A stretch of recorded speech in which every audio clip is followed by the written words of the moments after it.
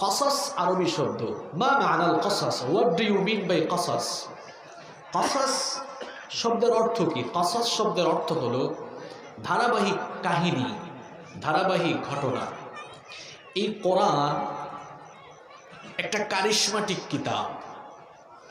এই কোরআন আপনি যতই তেলাওয়াত করবেন, চিন্তা করবেন, গবেষণা করবেন, ততই আপনি অবাক করা অনেক তথ্য পাবেন।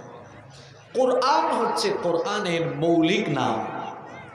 কোরআন ছাড়াও কোরআনুল কারীমের আরো প্রায় এত চমৎকার এই কিতাব কোরআনুল কারীমের যে কোনো জায়গা থেকে যদি আপনি তিলাওয়াত করেন, ছন্দের এক অসাধারণ মিল আপনি খুঁজে পাবেন। যে কোনো সূরাই পড়বেন আপনি ছন্দের মিল খুঁজে পাবেন। যেমন কোরআনুল কারীমের সবচাইতে ছোট সূরা নাম হলো সূরাতুল কাউসার। এই সূরা তো আপনাদের সকলের ঠোঁটের আগায় মুখস্থ আছে। একটু তিলাওয়াত করে দেখেন কি চমৎকার ছন্দের মিল দিয়ে রব্বুল আলামিন কোরআন নাজিল করেছেন। কি সুন্দর মিল। ইন্না আ'তাইনাকাল কাউসার ফাসাল্লি লিরাব্বিকা ওয়ানহার ইন্না শানিআকা হুয়াল আবতার। ইন্না আ'তাইনাকাল ফাসাল্লি লিরাব্বিকা ইন্না শানিআকা হুয়াল। এই এলাকাকে বলা হয় শিক্ষা দীক্ষায় সমৃদ্ধ এক এলাকা এই সাহেবরামপুর।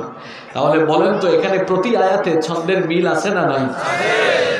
প্রতি আয়াতে ওয়াকফ করে দেখবেন র সুকুন হয়ে গিয়েছে। আসেন আমরা সূরা ইখলাস পড়ি। কুল হুয়াল্লাহু আল্লাহুস লাম ইয়ালিদ ওয়া লাম ইয়াকুল লাহু কুফুয়ান। কি বুঝলেন? ছন্দ মিল আছে তো? পরের সূরা পড়েন তো। কুল আউযু বিরাব্বিল ফালাক মিন শাররি মা ওয়া মিন শাররি গাসিকিন ইযা। ছন্দ মিল আছে তো? পরের সূরা কুল আউযু বিরাব্বিন মালিকিন ইলাহিন। আবার কোরআনের সবচাইতে চমৎকার সূরা যেটা তেলাওয়াত করলে আমাদের অন্তর আনন্দে উদ্বেলিত হয়ে যায়, সূরাতুর রহমান যখন পড়বেন দেখবেন এক আয়াতের সাথে আরেক আয়াতের কি সুন্দর ছন্দ মিল। আর রহমান আল্লামাল কুরআন খালাকাল ইনসান আল্লামাহুল বায়ান। সুবহানাল্লাহ। মিল আছে না নাই? যে ব্যক্তি কবিতা লিখে বা কবিতা পড়তে পছন্দ করে সেও এই কোরআনের কাছে আসলে হেদায়াত পায়। যে ব্যক্তি, অনেকে আছে না সায়েন্স ফিকশন পড়তে পছন্দ করে, সেও কোরআন পড়লে ভালো লাগবে, কারণ কোরআনে বৈজ্ঞানিক অনেক তথ্য আছে। এমনকি বিজ্ঞান এখনো আবিষ্কার করতে পারেনি এমন সায়েন্টিফিক তথ্য এই কোরআনের ভেতরে আছে। আল্লাহু আকবার। আবার কিছু মানুষ আছে যারা গল্প পড়তে ভালোবাসে, গল্পের বই পাইলে পড়ে ফেলে। তো তাদের জন্য কোরআনুল কারীম হেদায়াত।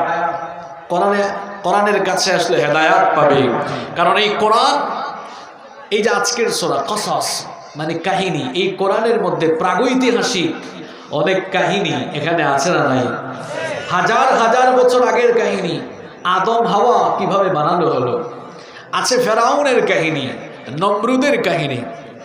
জুমার দিনে আমরা কোন সূরা পড়ি? সূরাতু আল কাহাফ। সূরা কাহাফ পড়লে আপনারা চমৎকার চমৎকার অনেকগুলো ঘটনা পাবেন, অতীতের কাহিনী। আবার কোরআনে আছে ভবিষ্যতের কাহিনী। কোরআনে ভবিষ্যতের কাহিনী নাই? কিয়ামতের ঘটনা অতীত না ভবিষ্যৎ? কিয়ামতের আগে ইয়াজুজ মাজুজ বের হবে, এই ইয়াজুজ মাজুজের আলোচনা সূরা কাহাফের ভেতরে আছে না নাই? তো কোরআনের ভেতরে গল্প আছে, কাহিনী আছে বলে এই কোরআনকে আপনি গল্পের বই বলতে পারবেন না। কবিতার মতো ছন্দের মিল আছে বলে এটাকে কবিতার কিতাব বলতে পারবেন না। এখানে বিজ্ঞান আছে বলে এটাকে বিজ্ঞানের কিতাব বলতে পারবেন না। তাহলে কোরআন কিসের কিতাব? কোরআন হলো হুদাল লিন্নাস, এটা মানুষের জন্য হিদায়াতের কিতাব। সুবহানাল্লাহ। আমরা আজকে পড়লাম সূরাতু আল কসাস। কসাস মানে হলো কাহিনী, কারণ এই সূরার ভেতরে আমাদের জন্য শিক্ষণীয় কাহিনী দিয়েছেন কে? আল্লাহ। আমি যে আয়াতগুলো তেলাওয়াত করলাম, এই আয়াতের আলোচনা আপনারা শেষ পর্যন্ত ধৈর্য ধরে শুনবেন তো? আমি কিন্তু লম্বা সময় কথা বলি না, বলতে পারি না, অত এনার্জি নাই।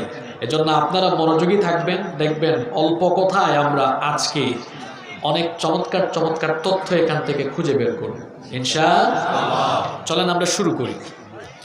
রব্বুল আলামিন বলছেন, ইন্না ফিরআউনা আলা ফিল আরদি ওয়া জাআলা আহলাহা শিয়া ইয়াস্তাদঈফু তাঈফাতাম মিনহুম ইউযাব্বিহু আবনাআহুম ওয়া ইয়াস্তাহয়ী নিসাআহুম ইন্নাহু কানা মিনাল মুফসিদিন। আল্লাহ তাআলা বলছেন, ইন্না ফিরআউনা আলা ফিল আরদ, নিশ্চয়ই ফিরআউন জমিনে ঔদ্ধত্য করেছিল। যার কথা বলা হচ্ছে তার নাম কি? এই ফিরআউন কি কোনো মানুষের নাম? না, ফিরআউন কোনো মানুষের নাম না। ফিরআউন হলো একটা লকব, একটা পদ। যেমন রাজতান্ত্রিক দেশে যেখানে রাজতন্ত্র আছে, কিংডম, সেখানে যারা শাসন ব্যবস্থা পরিচালনা করেন তাদের উপাধি হলো কি?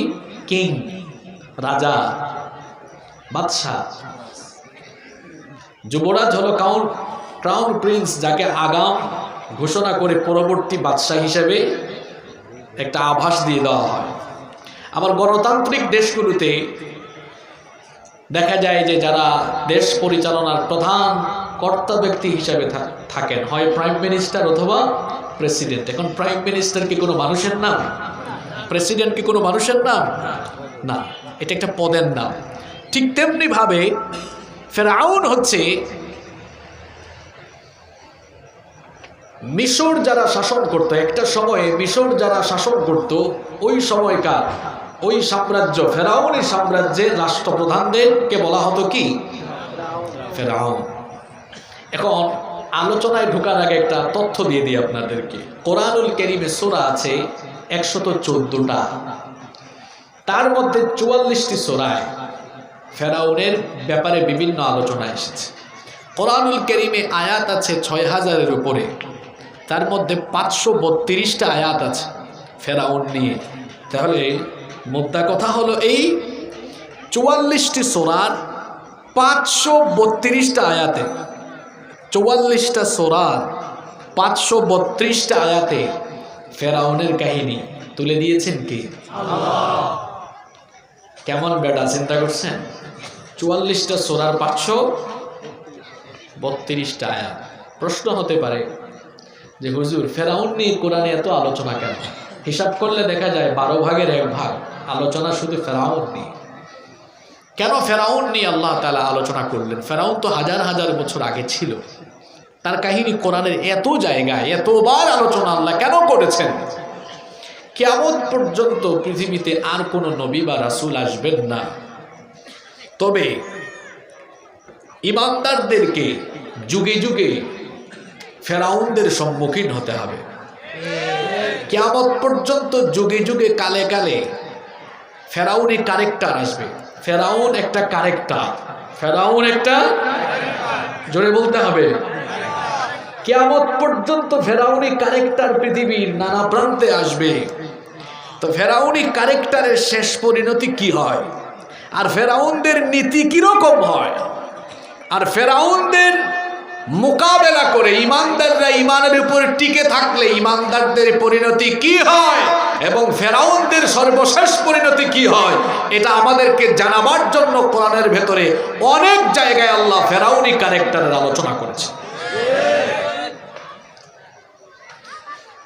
এই আয়াতে আল্লাহ তাআলা ফেরাউনি ক্যারেক্টারের 4টি চরিত্র তুলে ধরেছে। জোরে বলেন তো কয়টা? আসেন আমরা দেখি কি কি আছে। রব্বুল আলামিন বলছেন, ইন্না ফিরআউনা আলা ফিল আরদ, নিশ্চয়ই ফেরাউন জমিনে উদ্ধত করেছিল। জমিনের মধ্যে অহংকার করেছিল, সীমা লঙ্ঘন করেছিল। অহংকার করতে করতে ক্ষমতার অহংকারে নিজেকে সে মানুষের কাতার থেকে আউট করে রবের কাতারে দাঁড় করিয়েছিল। কোরআনের এক আয়াতের তাফসীর পাওয়া যায় অন্য আয়াতে। সে তার অহংকার আর উদ্ধতের সীমা এতটাই ছাড়িয়ে গিয়েছিল, ঘোষণা দিয়েছিল ফাকালা আনা রাব্বুকুমুল আ'লা,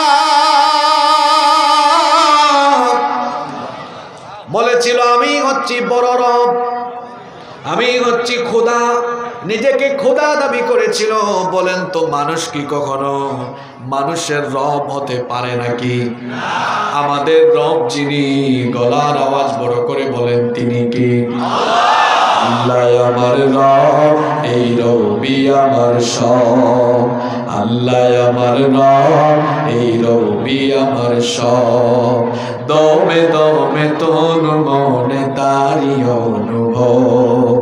আল্লাহ আমার রব, এই রবি আমার সব।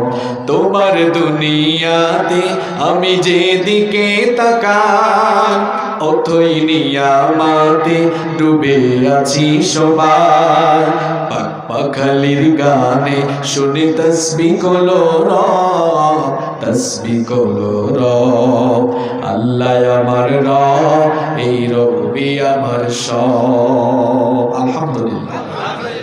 মানুষ কখনো মানুষের রব হতে, কিন্তু ফেরাউনের এক নম্বর চরিত্র এখানে তুলে দেওয়া হয়েছে। ফেরাউন ক্ষমতা পেয়ে ক্ষমতার অহংকারে নিজেকে আর মানুষের কাতারে রাখে নাই, রবের কাতারে নিয়ে মানুষের উপরে যা মন চায় তাই করেছে। মানুষকে মানুষ মনে না করে মানুষের উপর ক্ষুধার্ত বাঘের মতো ঝাঁপিয়ে পড়েছে।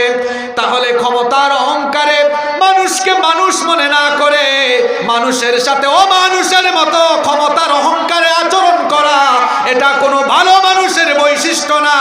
এগুলো হলো ফেরাউনি চরিত্রের নমুনা। ক্ষমতার অহংকারে মানুষকে মানুষ মনে না করে অমানুষের মতো মানুষের সাথে আচরণ করে পৃথিবীতে এখন এমন ফেরাউন নাই। আল্লাহ বললেন ইন্না ফিরাউন আলা ফিল আরদ, নিশ্চয়ই ফেরাউন জমিনে উদ্ধত করেছিল, অহংকারের সীমা ছাড়িয়ে গিয়েছিল। এরপরে আল্লাহ আয়াতের দ্বিতীয় অংশে বললেন ওয়াজআলা আহলাহা শিয়া,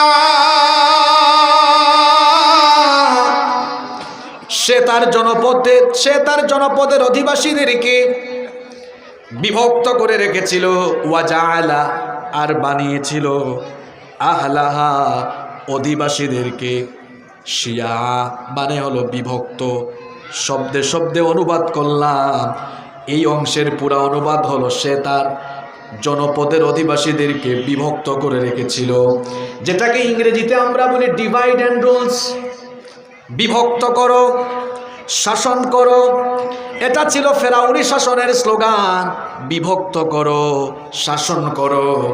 এখন বলতে পারেন সে কেন বিভক্ত করে রাখতো? বিভক্ত করে রাখার মজা হলো এই, যদি মানুষকে দলে দলে দলে দলে ভাগ করে রাখা যায় ফেরাউনি গদি তত বেশি মজবুত হয়। মানুষকে যদি দলে দলে ভাগ করে রাখা না যায়, মানুষ যদি সব একজুট হয়ে যায়, তাহলে ফেরাউনি সাম্রাজ্যের ফেরাউনি গদিটা নড়েবড়ে হয়ে যায়। এই জন্য ফেরাউনি চরিত্রের লোকগুলো তারা বিভিন্ন ধরনের কলা কৌশল করে নিজেদের ক্ষমতার জন্য মানুষদেরকে দলে দলে ভাগ করে রাখে। পৃথিবীতে এখন এই জাতের ফেরাউন একদম না। যুবকদেরকে এই স্লোগানটা মুখস্থ করতে হবে, বিভক্ত করো, শাসন করো। আমি বলবো বিভক্ত করো, আপনারা বলবেন শাসন করো। কেননা এই স্লোগানটা তো ফেরাউনের স্লোগান। এটা কোরআনে আল্লাহ সূরা কাসাসে তুলে দিয়েছেন ওয়াজআলা আহলাহা শিয়া, সে তার জনপদের লোকদেরকে বিভক্ত করে রেখেছিল। দেখেন এই স্লোগানটা মনে রাখবেন, কারণ একটু পরে আলোচনায় এটা কাজে লাগবে। বিভক্ত করো, শাসন করো, বিভক্ত করো, শাসন করো। দেখেন তো কেমনে আমরা ভাগ হয়ে আছি। 200 কোটি মুসলমান, আজকে আমরা 57টা রাষ্ট্রে ভাগ হয়ে আছি। পৃথিবীর ফেরাউনরা আমাদেরকে এক থাকতে দেয় না। কারণ আমরা এক থাকলে গোটা পৃথিবী আমাদের প্রধানত হয়ে যাবে। এখন আমাদের সংখ্যা হলো 200 কোটি, কিন্তু ওমর রাদিয়াল্লাহু আনহু যখন অর্ধ দুনিয়া শাসন করেছিলেন তখন কি মুসলমানের সংখ্যা 200 কোটি ছিল? তা তারা সংখ্যা এত কম থেকেও, সংখ্যাগরিষ্ঠরা সংখ্যায় কম থেকেও, সংখ্যা লঘু হয়েও, সংখ্যায় কম থেকে অধিক সংখ্যকের উপরে রাজত্ব তারা কেমনে কায়েম করলেন? কারণ সবাই ঐক্যবদ্ধ। মুসলমানরা ঐক্যবদ্ধ থাকলে পৃথিবী শাসন করা যায়। দেখেন আজকের পৃথিবী নিয়ন্ত্রণ করছে ইহুদিরা। ইহুদিদের জনসংখ্যা প্রায় 90 লক্ষ। পৃথিবীর জনসংখ্যা হলো 800 কোটি। কত কোটি? আপনারা এগুলা জানেন, শিক্ষিত মানুষ আপনারা। 800 কোটির মধ্যে ইহুদিরা 1 কোটিও না। আচ্ছা ধরেন আমাদের হিসাবের সুবিধার্থে, বলার সুবিধার্থে 1 কোটি বলি আমরা। 1 কোটি শাসন করছে 799 কোটিকে। আপনি বলবেন হুজুর শাসন করলো কোথায়? গোটা প্রযুক্তি তো তাদের দখলে। আপনি মন চাইলেই ফেসবুকে তাদের বিরুদ্ধে লিখতে পারবেন না, আপনার আইডি পেজ ব্যান করে ফেলবে, একদম রেস্ট্রিকশন দিয়ে ফেলবে, কমিউনিটি স্ট্যান্ডার্ডের কথা বলে আপনার আইডি খেয়ে দিবে। আপনি পারবেন? পারবেন না। আজকে কম্পিউটার বলেন, প্রযুক্তি বলেন, সব তাদের দখলে। পৃথিবীটাকে তারা কন্ট্রোল করে রেখেছে। কিসের কারণে? কি যোগ্যতার কারণে? জ্ঞানগত যোগ্যতার কারণে। মুসলমানরা কোরআনের জ্ঞানে যখন কোরআনের জ্ঞান আহরণ করে কোরআনের গুণে যতদিন গুণান্বিত ছিল তারা পৃথিবী শাসন করেছে। আপনারা উন্নয়ন সমৃদ্ধি বলতে কি বুঝেন? উন্নয়ন বলতে আপনারা মানে আমাদের কথাই বলছি, আমরা বাংলাদেশের মানুষ। উন্নয়ন বলতে আমরা বুঝি পদ্মা নদীর উপরে ব্রিজ হয়ে গেছে, যমুনা নদীর উপরে ব্রিজ হয়ে গেছে। উন্নয়ন বলতে আমরা বুঝি যে এখন আমাদের এলাকায় রাস্তাঘাট হয়ে গেছে, কালভার্ট হয়ে গেছে, মেট্রো রেল হয়ে গেছে। আপনারা তো এটাই বুঝেন, কি ঠিক না? উন্নয়ন বলতে আপনারা এটা বুঝেন যে সৌদি আরবে বা আরব দেশে, ইউরোপ, আমেরিকায় আমাদের বাংলাদেশের অনেক লোকেরা থাকে, প্রবাস থেকে অনেক রেমিটেন্স আসে, এটা আমাদের উন্নতি। কয়েকটা দেশে দেওয়ার সুযোগ হয়েছে। তো যদি আজকে থেকে যদি ওই দেশগুলোতে আমাদের বাংলাদেশে থেকে যারা গিয়েছে তাদের থেকে আরো কম পয়সায় লেবার পাওয়া যায় তো পাঠিয়ে দিবে, ওদেরকে রাখবে। এই কথা ঠিক আছে তো? গার্মেন্টস, আমাদের দেশে গার্মেন্টসকে আমরা বলি অর্থনীতির প্রাণ, এবং আমরা অনেক সময় খুব দাবি করে বলি আমেরিকাও আমাদের থেকে পোশাক কেনে। তো আমেরিকা বোম বানাতে পারে, পারমাণবিক ক্ষেত্রে তারা এত উন্নত, তারা কি একটা শার্ট বানাইতে পারে না? কথা বলেন না কেন? তো তারা শার্ট প্যান্ট না বানাইয়া আপনার দেশ থেকে নেয় কেন? তারা শার্ট প্যান্ট বানাচ্ছে না, কারণ তারা জানে এটা এমন একটা পেশা যে বেশি খাটাইয়া কম পয়সা, ওইটা আমাদের দেশেই চাকরি কেউ করবে না। এই জন্য তারা তাদের দেশের লোকদেরকে বলতেছে তোরা পারমাণবিক অস্ত্র বানা, বোমা বানা, তোরা প্রযুক্তিতে আরো আবিষ্কার নিয়ে আয়, যাতে করে আমরা গোটা পৃথিবীটাকে আমাদের নিয়ন্ত্রণে রেখে দিতে পারি। যতদিন না জ্ঞানগত উন্নতি সমৃদ্ধি না আসবে ততদিন পর্যন্ত একটা জাতি কখনো মাথা উঁচু করে পৃথিবীতে দাঁড়াতে পারবে না। আর আমরা যেন জ্ঞানগতভাবে সমৃদ্ধ হতে না পারি, আজ জ্ঞানগতভাবে আমাদের পরবর্তী প্রজন্মকে ধ্বংস করে দেওয়ার জন্য এই দেশে এক শ্রেণীর লোকেরা অত্যন্ত কলা কৌশল করে আমাদের পরবর্তী প্রজন্মকে নতুন শিক্ষানীতি বাস্তবায়নের মাধ্যমে ধ্বংস করার পায়তারা করছে। আমরা ছোটবেলা কি শিখলাম, আর এখন আমাদের বাচ্চারা শিখছি কি? এখন স্কুল কলেজে ডিম ভাজি শেখানো হয়, আলু ভর্তা কি করে বানাতে হয়, ভাত কিভাবে রান্না করতে হয় সেটা শেখানো হয়। আমরা কি আমাদের কলিজার টুকরা ছেলে মেয়েদেরকে স্কুলে দিয়েছি? স্কুল তাদেরকে বাবুর্চি আর স্কুল তাদেরকে বাবুর্চি এবং কাজের বুয়া বানানোর জন্য আমরা কি স্কুলকে দায়িত্ব দিয়েছি নাকি? শারীরিক শিক্ষা এটা একটা ফাইজলামি শিক্ষা। ক্লাস 5-6 এর শারীরিক শিক্ষা, স্বাস্থ্য সুরক্ষার বই, আমি পুরা বই পড়েছি এগুলো। ক্লাস 6-এর স্বাস্থ্য সুরক্ষা বই, শারীরিক শিক্ষা বই আপনারা পড়বেন। দ্বিতীয় অধ্যায়ে লিখেছে আমার কৈশোরের যত্ন। সেখানে বয়সন্ধিকালে মানুষের শরীরে পরিবর্তন আসে। শুধু বয়সন্ধিকালে না, যত সময় যায় মানুষের শরীরে একটা পরিবর্তন আসে কি আসে না? 3 বছর আগে আপনি যেমন ছিলেন এখন কি তেমন আছেন? এক সময় চুলদারি ছিল সাদা, এখন হয়ে গেছে, এক সময় ছিল কি বলে কালো, এখন হয়ে গেছে। এক সময় হাত পা ছিল ছোট ছোট যখন বাচ্চা ছিলেন, এখন হয়ে গেছে। এই আঙ্গুলগুলো এক সময় ছোট ছোট ছিল, এখন হয়ে গেছে। এটা কি বই পড়ে জানা লাগে? 13-14 বছর বয়সে শারীরিক কি পরিবর্তন আসে, খোলামেলা আলোচনা। আমাকে মাফ করবেন আপনারা, এরকম ভাষা সভ্য সমাজে ব্যবহার করা যায় না, কিন্তু তাও আপনাদেরকে বোঝানোর জন্য বলছি। এক মহিলা বলছেন, এই ভিডিওটা ফেসবুকে খুব ভাইরাল হয়েছে, যে আমার 6-এর মেয়ে এসে আমাকে বাড়িতে বলছে, আম্মু স্পাম কি? আমি ইংরেজিতে বললাম, কারণ এখানে বাচ্চারা আছে তো বাংলায় বললাম না। ক্লাস 6-এর ছেলে মেয়ে এটা বইয়ে পড়ছে, বুঝতে পারছে না।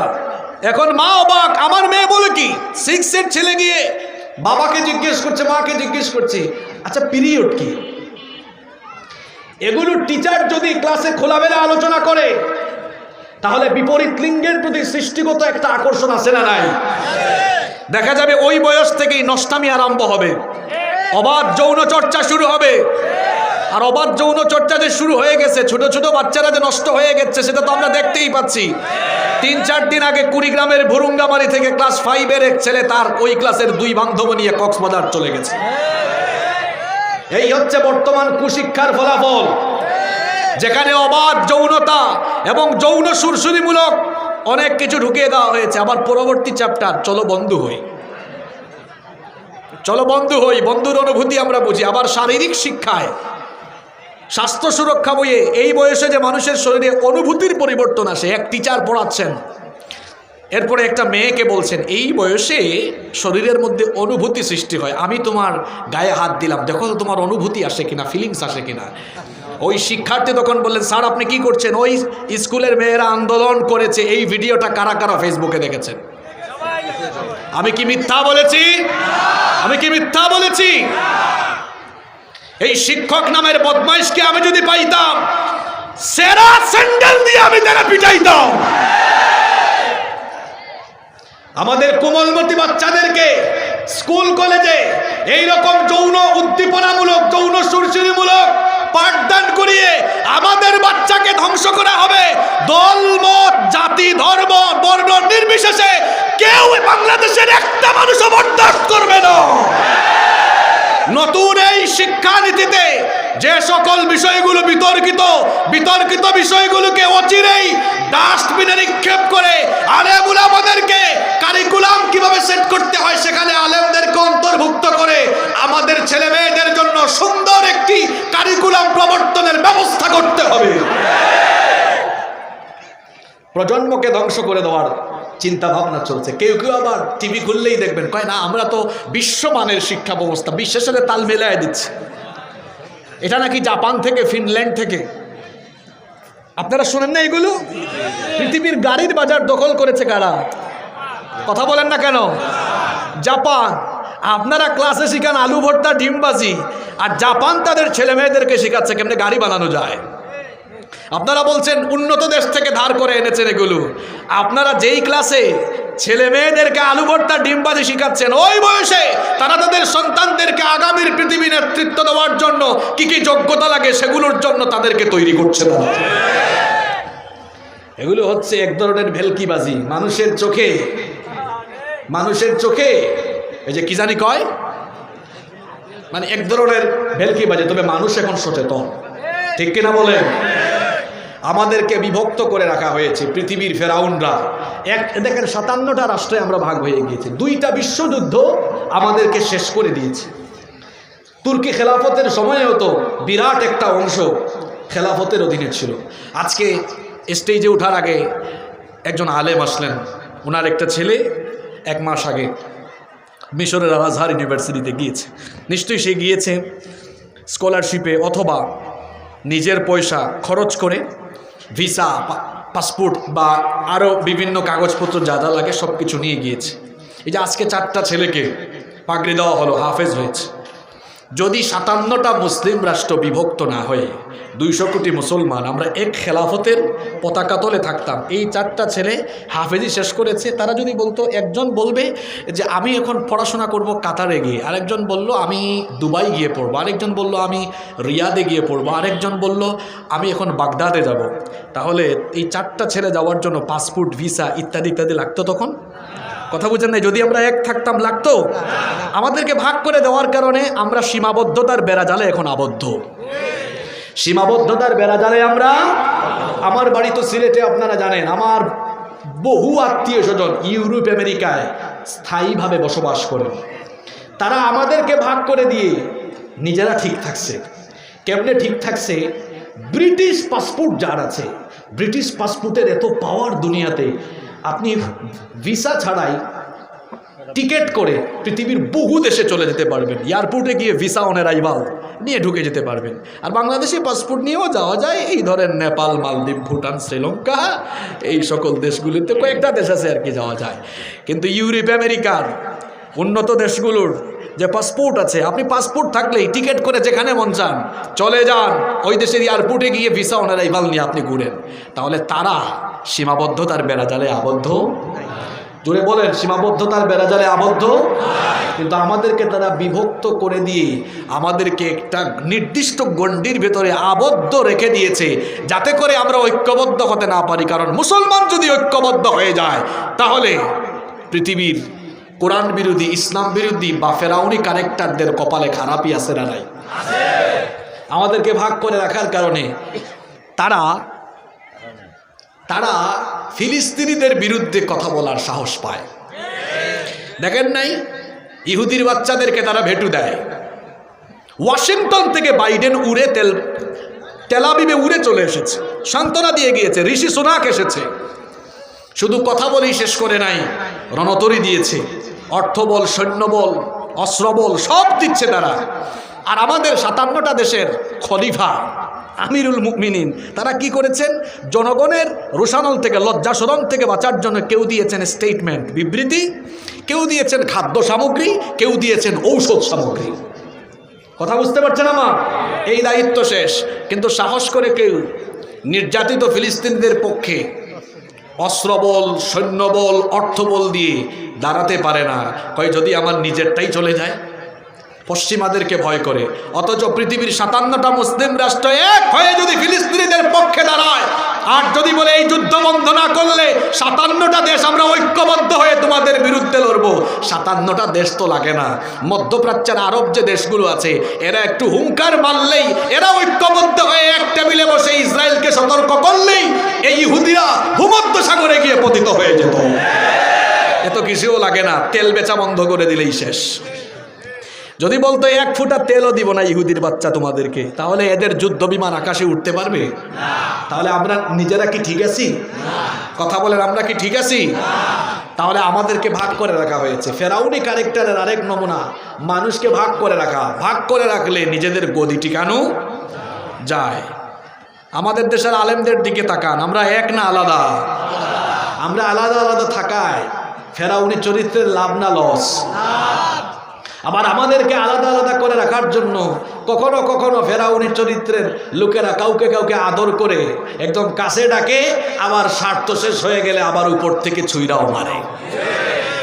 কিন্তু বুঝে না, অনেক কপাল পোড়া এগুলো বুঝে। যদি আলেমরা ঐক্যবদ্ধ থাকতো, আহারে এদেশে কত আলেম আছেন, কোনো অপরাধ নাই, এরা চুরিও করে নাই, এরা ডাকাতিও করে নাই।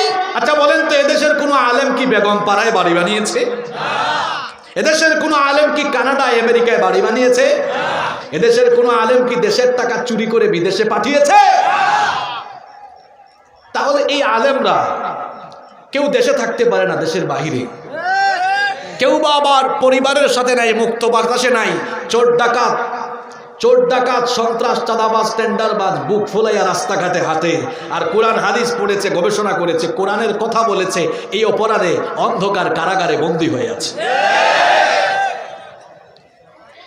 আলেমদের এই অবস্থা কেন?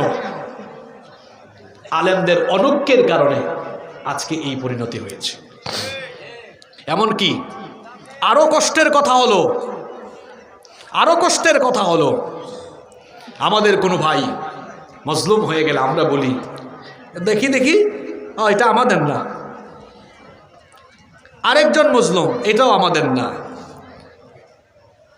এই যে আমাদের না করতে করতে একটা সময় থাকবে কেউ আর বাকি থাকবে না।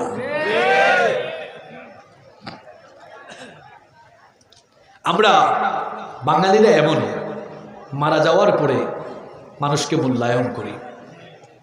এক রত্নকে হারিয়ে ফেলেছি আমরা। থাকাকালীন কেউ স্টেটমেন্ট দেয়নি, চলে যাওয়ার পরে দলমত নির্বিশেষে স্টেটমেন্ট দিয়েছে। যদি থাকাকালীন এইরকম দলমত নির্বিশেষে স্টেটমেন্ট দিত, তাহলে এই রত্নকে আমরা আমাদের থেকে হয়তো এভাবে হারাতাম না। আমাদের অনৈক্যের কারণে সামনে আরো বিপদ আছে, আরো বিপদ আছে। আপনাদের হাতে যদি একটা লাঠি থাকে, একটা লাঠি ভাঙা সহজ না কঠিন? 100টা লাঠি ভাঙতে পারবেন আপনি? কি বুঝলেন? আমরা যদি আলেমরা ঐক্যবদ্ধ না হয়ে আলাদা আলাদা থাকি, তো ইসলাম বিরোধীরা যারে যখন ধরবে মেরুদণ্ড ভেঙে দিবে।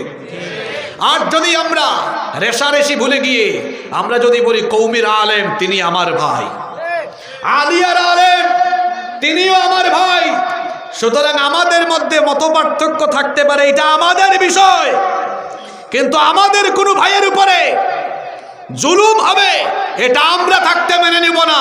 একজনের উপর জুলুম হলে বাকিরা যদি ঐক্যবদ্ধ হয়ে যায়, তাহলে একজন আলেমের